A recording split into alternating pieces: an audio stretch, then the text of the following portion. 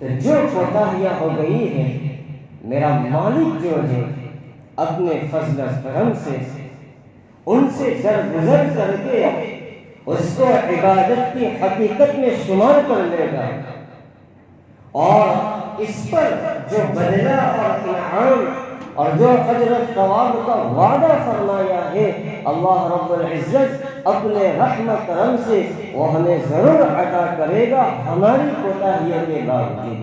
اس لیے کہ ہم نے اللہ کی توفیق پر شکر ادا کیا اور اپنی کوتاہیاں اور خامیاں پر اعتراف کر لیا، اب اس پر معافی مانگ لی اور اس پر استغفار کر لیا۔ اسی کو قرآن کریم کے اندر اللہ رب العزت نے بڑے ہی پیار سے ارشاد فرمایا ہے۔ ارشاد فرمایا گیا ما يفعل الله بعذابكم ان شکرتم وآمنتم۔ کیا فرمایا؟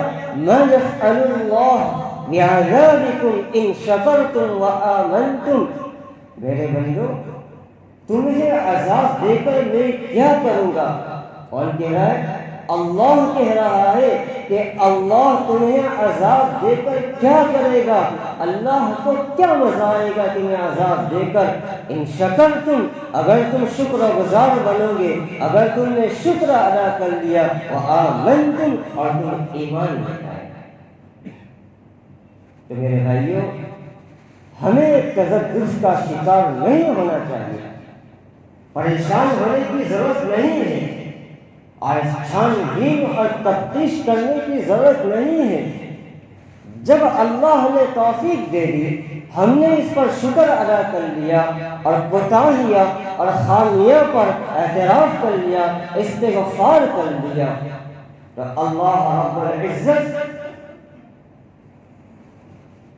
ہمیں وہ عطا کرے گا ہمارے ان نیک اعمال پر جو ہم نے کیے ہیں، یہ ٹوٹے پھوٹے جو ہم سے اعمال ہوئے ہیں، اس پر اللہ ہمیں اجر و ثواب عطا کرے گا۔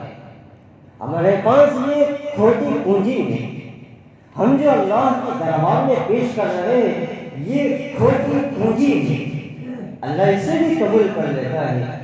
اس طریقے سے کہ ایک اندھا فقیر تھا، اس کے پاس کھوٹے سکے تھے، وہ اندھا فقیر اپنے کھوٹے سکے کو لے کر، اس کی آنکھ نہیں تھی، آنکھوں میں روشنی نہیں تھی، اس فقیر کے نابینا تھا، اس کو نظر نہیں آتا تھا، وہ بھیک مانگنے کے لیے ایک بستی میں پہنچتا ہے، کشکول ہاتھ میں پکڑتا ہے، کٹورا اور تھیلا اپنے ہاتھ میں پکڑتا ہے، اور بستی کے اندر گھر گھر پہنچتا ہے۔ گھر والوں نے، ہر مکان والوں نے دیکھا کہ اس کی تو آنکھ نہیں ہے، اس کو نظر نہیں آتا، تو اس کی اس مجبوری کا فائدہ بستی والوں نے غلط اٹھایا۔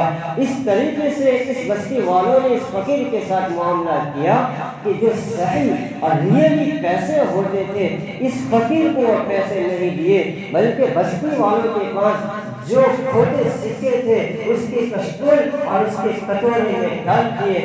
صبح سے شام تک یہ فقیر بھیک مانگتا رہا۔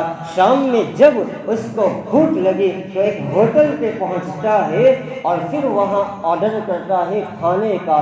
کھانے سے فارغ ہونے کے بعد بل پے کرنے کے لیے، پیسے ادا کرنے کے لیے یہ فقیر جب کاؤنٹر پر پہنچتا ہے اور اپنا کشکول، اپنے پیسوں کا کٹورا ہوٹل کے مالک کے سامنے کرتا ہے اور کہتا ہے کہ اس میں سے پیسے لے لو۔ مالک جب دیکھتا ہے کہ یہ سارے پیسے کھوٹے ہیں، ایک بھی اس میں ریئل اور صحیح پیسے نہیں ہیں اور یہ اندھا ہے، نابینا ہے، تو اس مالک نے اس میں سے چند سکے اٹھا لیے اور اپنے پیسوں کے ساتھ اس کو ملا دیے۔ جو ویٹر تھا اس نے دیکھا تو مالک کو یہ کہا کہ مالک آپ کیا کر رہے ہو، یہ سارے پیسے کھوٹے ہیں۔ تو مالک نے عجیب جواب دیا کہ میرے بھائی مجھے بھی معلوم ہے کہ یہ صحیح معنوں میں پیسے نہیں ہے، یہ کھوٹے سکے ہیں۔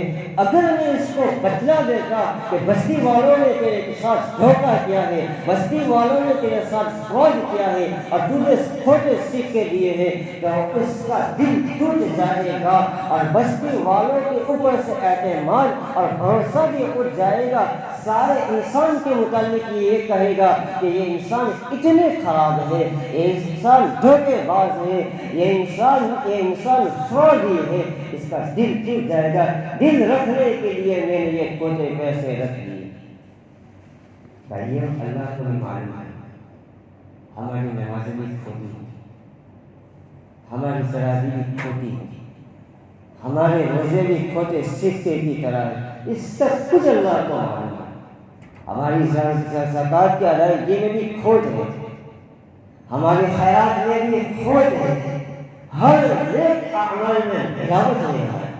یہ سب میرا رب جانتا ہے، اس کے باوجود میرا رب کہتا ہے اگر یہ میرا رب یہ اعمال قبول نہ کرے گا تو میرا رب کا گلہ یہ ہوگا، میرا رب کا شکوہ یہ ہوگا کہ میرا بندوں کا یقین بھی مجھ سے ہٹ جائے گا، میرے اوپر میرے بندوں کو جو بھروسہ اور اعتماد ہے وہ اعتماد اور بھروسہ ہٹ جائے گا۔